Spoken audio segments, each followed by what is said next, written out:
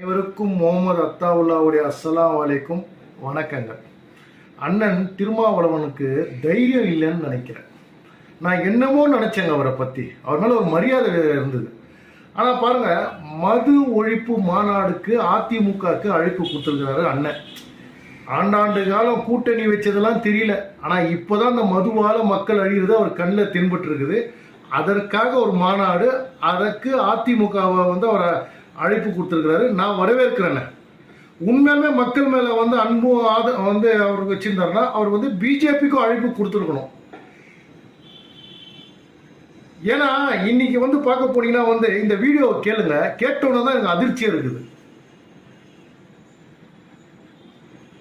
அதாவது தமிழ்நாட்டில் என்னென்ன திமுக அரசாங்கம் 500 ஒயின் ஷாப்பை க்ளோஸ் பண்ணிச்சா.